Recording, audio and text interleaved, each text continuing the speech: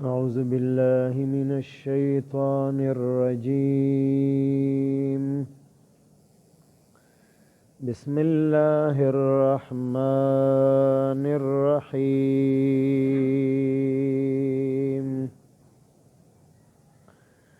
ومن الناس من يقول آمنا بالله وباليوم الآخر وما هم بمؤمنين. يخادعون الله والذين آمنوا وما يخدعون إلا أنفسهم وما يشعرون. في قلوبهم مرض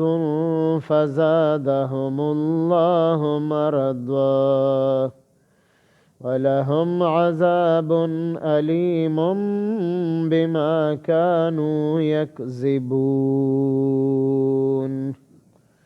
آمنت بالله صدق الله مولانا العظيم.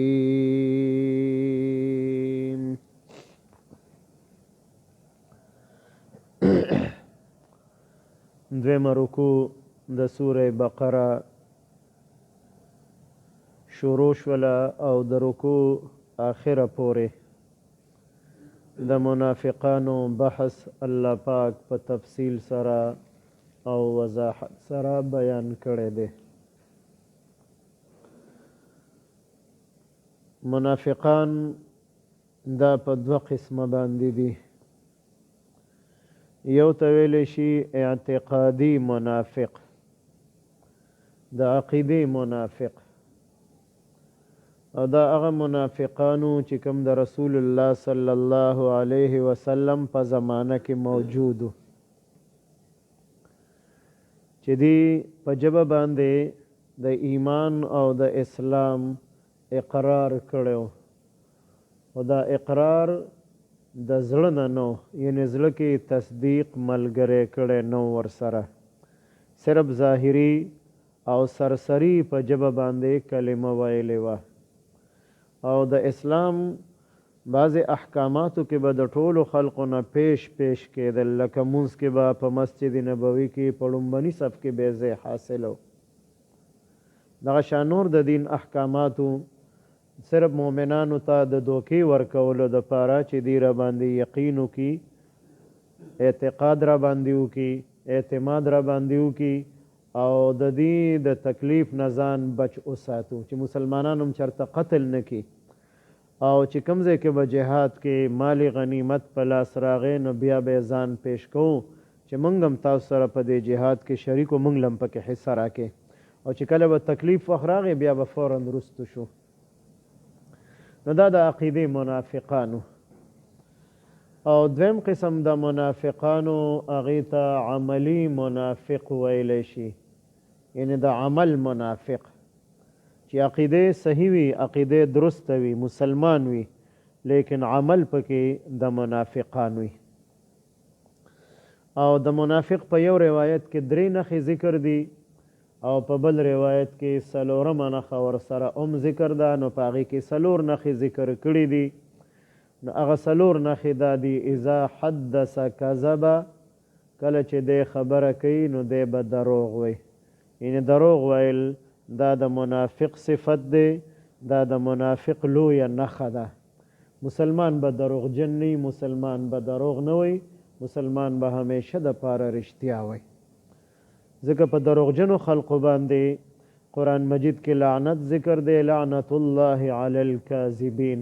په دروغجنو خلقو دی د الله پاک لعنت وي، دی د الله د رحمت نه لرې وي.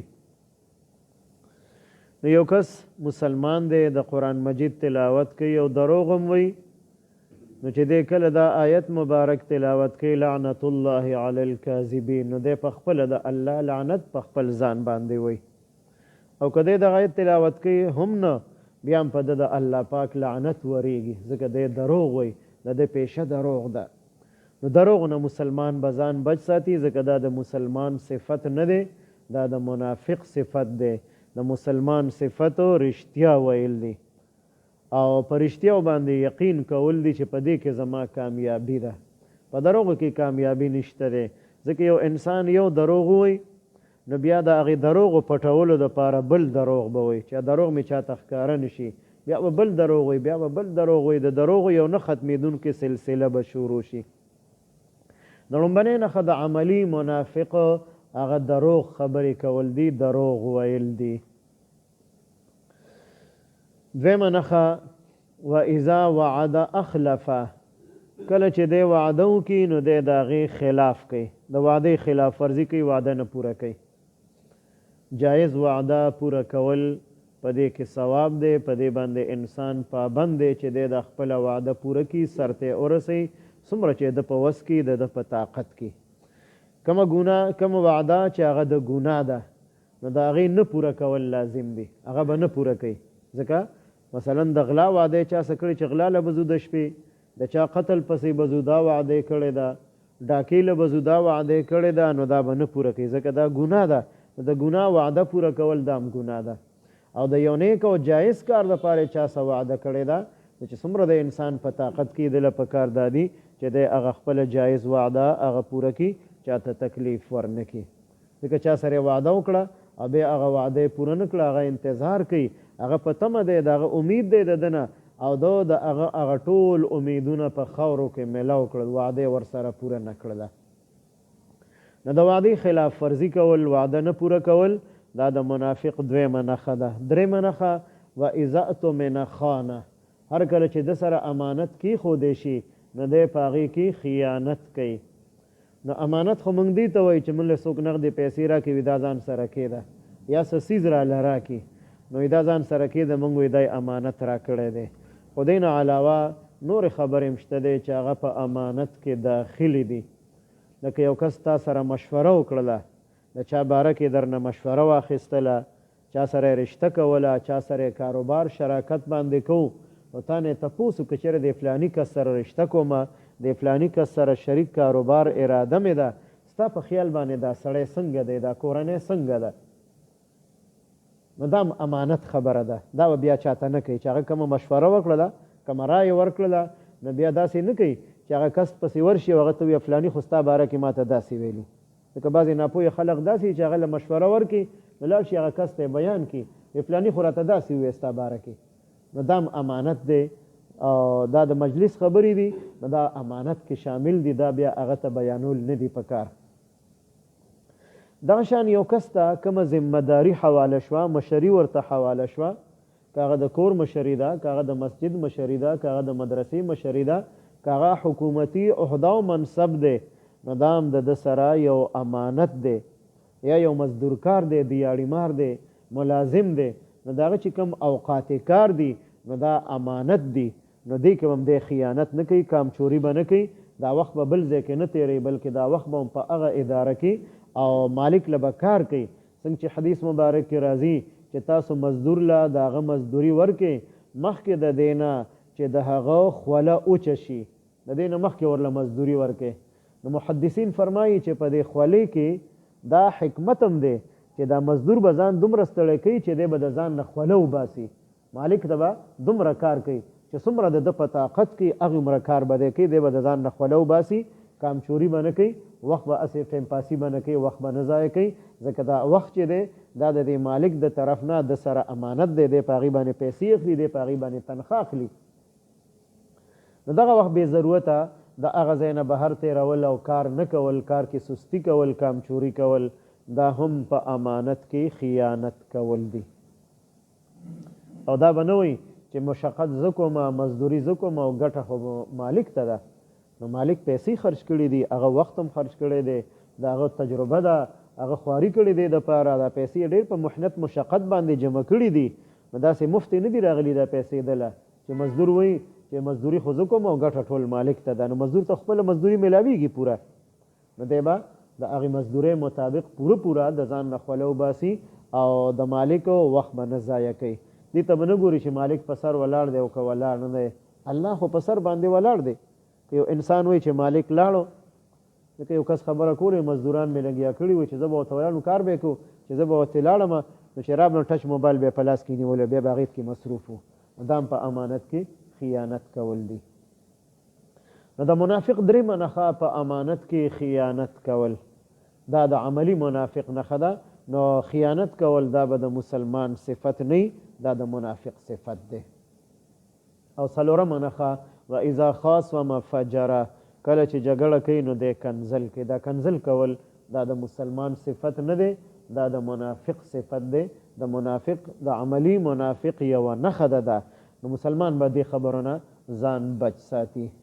نو دغه منافقان چې کوم د نبی علیه السلام په زمانه کې دا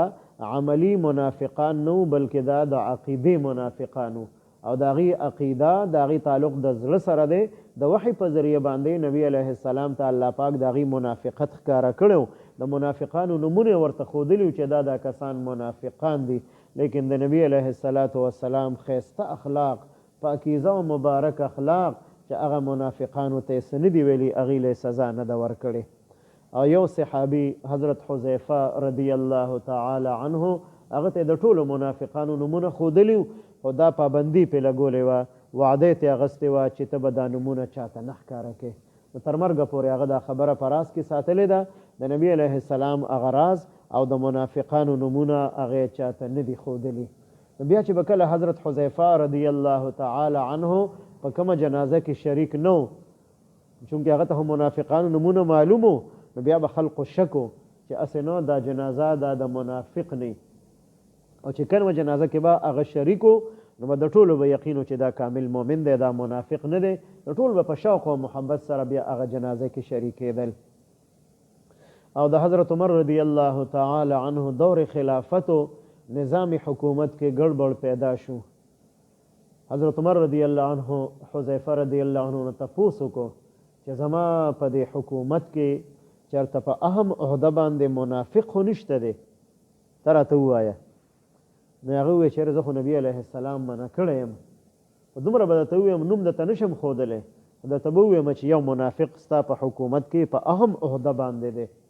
حضرت عمر رضی الله عنه ایمانی بصیرت ایمانی قوت دومره چې په خپل ایمانی قوت باندې هغه منافق معلوم کو چې هغه فلانې کس دی او هغې فوراً د عهدې نه لرې کو هغې معزول کو نظام حکومت بیا صحیح روان شو نو دا علامات او دا نښې د کوم د منافقانو دي نو دا د عملی منافقانو نښې دې وخت کې موږ چاته د عقیدې منافق نشو ویلی ځکه د عقیدې تعلق د زړه سره دی او د زړه په حال باندې الله پاک عالم او خبردار دی نو چې عملی د منافقانو وي نو هغه ته موږ عملی منافق ویلی شو دروغجن انسان دی هغه ته موږ عملی منافق ویلی شو وعده خلاف انسان دی هغه ته عملی منافق ویلی شو کنزل او بدرد ویونکی دی هغه ته منافق ویلی شو امانت کې خیانت کوونکی دی هغه ته عملی منافق ویلی شو خو د عقیدې منافق ورته نشي ویلی ځکه د هغې نه الله پاک خبردار دی نو دغه منافقان چې کوم د نبی علیه السلام په زمانه کې د هغې دعوه په ژبه باندې چې زمونږ په الله باندې هم ایمان دی او زمونږ د قیامت په ورځ باندې هم ایمان دی دا دوه خبرې به خلقو په وړاندې کولې چې موږ الله منو موږ آخرت منو موږ مؤمنان یو خو الله پاک پې رد کړی دی چې دا مؤمنان نه دي صرف په دې باندې انسان مؤمن نه جوړیږي چې دی وایي زه الله منم او آخرت منم بلکې دې نه علاوه نور ډېرې خبرې دي آمنت بالله وملائکته وكتبه ورسله واليوم الآخر والقدر خيره وشره من الله تعالى والبعث بعد الموت دا ټولې خبرې دا د ایمان لوازمات او ضروریات دي په دې کې د یو نه انکار کول د ټولو نه انکار کول بشمار کیږي په الله باندې ایمان د الله په ټولو فرشتو باندې ایمان په ټولو پیغمبرانو ایمان په ټولو آسماني کتابونو او صحیفو باندې ایمان خیر او شر د الله د طرفه دی په دې باندې ایمان دوباره ژوند کېدل او په قیامت باندې ایمان دا ټولې خبرې دا د ایمان بنیادی ضروریات دي د یو پیغمبر نه انکار کول د ټولو نه انکار کول شمار کیږي د یو آسماني کتاب نه انکار کول د ټولو نه به انکار شمار کیږي د یوې فرشتې نه انکار کول د ټولو فرشتو نه به انکار شمار کیږي دغه انسان دا مسلمان نه دی دا مؤمن نه دی اوس دی چې دا دعوه کوي آمنا بالله وبالیوم الاخر دا څه دپاره کوي وی دی په دې باندې الله ته دوکه ورکول غواړي او مؤمنانو ته دوکه ورکول غواړي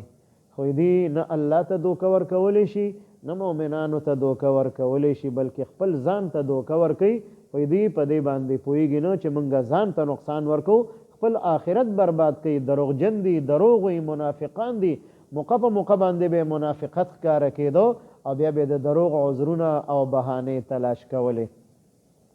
نو بیا په دریم آیت مبارکې هغه بنیادي خبره کړې ده چې کومه د منافقت د تعلق د زړه سره دی نو د دې په زړونو کې د منافقت بیماری ده نو چې کله منافقت بیماری ځان له خوښه کړله زړه ته یې کوزه کړله نو الله پاک ورله هغه بیماری نور هم زیاته کړله نو بیا د آخرت د عذابونو ذکر یې کړی دی چې دې دپاره دردناک عذاب دی په څه وجه باندې په دې وجه باندې چې دی په دې خپله خبره کې دروغجن دي چې دی وایي زموږ په الله باندې ایمان دی او په آخرت هم ایمان دی نه په الله ایمان شته نه په آخرت شته په دې کې هم دی دروغجن دي ومن الناس او بعضې د خلقونه من هغه څوک دی یقولو چې وایي آمنا منګه ایمان راوړی دی بالله په الله پاک باندې وبالیوم الاخر او په ورځ د آخرت د قیامت په ورځ هم زمونږ ایمان دی دا د منافقانو دعوه وه خو دا دعوه د دې صرف سرسري په ژبه باندې وه زړه کې تصدیق نو زړه ته دا خبره نه وه کوزه کړې نو الله پاک پرې رد کوي وما هم بمؤمنین دوی مؤمنان نه دي دوی په دې خپله خبره کې دروغجن دي یخادعون الله دوی دوکه ورکول غواړي الله ته په خپل خیال او ګمان کې الله ته څوک دوکه نشي ورکولی ځکه الله پاک د زړه په حال باندې خبردار دی او د دې منافقت په زړه کې و نو د هغې نه خو الله خبر خپل پیغمبر هم خبر که په هغې باندې وحي په ذریعه نومونه ورته وښودل نو الله له دې دوکه نشي ورکولی والذین آمنو او هغې کسانو ته دوکه ورکول غواړي چې مؤمنان دي ایمان یې راوړی دی د هغې په وړاندې د ایمان اقرار کوي او دا وایي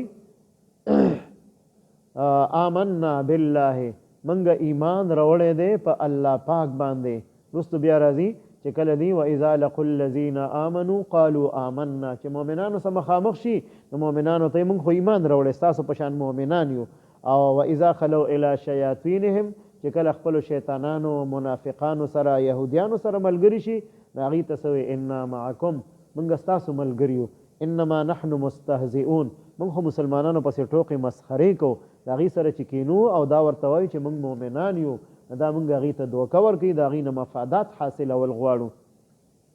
او خندا ورپسې هم په هغې پسې وایي کوو نو د دې په زړونو کې د منافقت بیماري ده نو هغه بیماري الله پاک د دوی دپاره نور هم زیاته کړله وما یشعرون او دوی نه پوهېږي فی قلوبهم مرضون د دوی په زړونو کې مرض دی بیماری ده د منافقت فزادهم الله نو زیاته کړه دوی لره الله پاک مرض وا بیماری د دوی ولهم عذاب علیم او شته د دوی دپاره عذاب دردناک دردولی شوی عذاب ورته په جهنم کې ملاوي کم عذاب ان المنافقین فی الدرک الاسفل من النار منافقان به د دوزخ د ټولو نه لاندې طبقه کې اوسېږي چې په هغې کې به د ټولو نه زیات عذاب وي بما کانو په دې وجه چې و دا منافقان یکذبون چې دی دروغ ویل دا خبره دروغ کوله د ایمان دعوی کوله په دې کې دی دروغجن دي ومن الناس او بعضې د خلقونه من یقولو هغه څوک دی چې وایي آمنا بالله منګه ایمان راوړی په الله پاک باندې وبالیوم الاخر او په ورځ د آخرت د قیامت په ورځ موی زمونږ ایمان دی وما هم بمؤمنین او دوی مؤمنان نه دي یخادعون الله دوی دوکه ورکول غواړي الله پاک ته والذین آمنوا او هغې کسانو ته چې ایمان یې راوړی دی وما یخدعون دوی دوکه نشي ورکولی هېڅ چاته الا انفسهم مگر خپل ځانونو ته دوکه ورکوي وما یشعرون او دوی کې شعور نشته دی نه پوهېږي شعور په زناورو کې شته دی یو زناور انسان وساتي هغه د انسان سعادت شي د ده په آواز باندې هغه د ته راتلل کوي د ده په آواز باندې هغه واپس کیږي او دا دومره د زناورو هم دا بدتر خلق دی دا منافقان چې الله پیدا کړي دي الله ورته رزق ورکوي الله د دې ضروریات پوره کوي او دی الله طرف ته نه ځي بلکې مخالف او الټه روان دي فی قلوبهم مرضون د دې په زړونو کې بیماري د منافقت ده فزادهم الله مرضا نو زیاته کړه دوی لره الله پاک بیماری د دوی ولهم عذاب علیم شته د دوی دپاره عذاب درناک بما كانوا یکذبون په دې وجه باندې چې دوی دروغ ویل. اللهم صل علی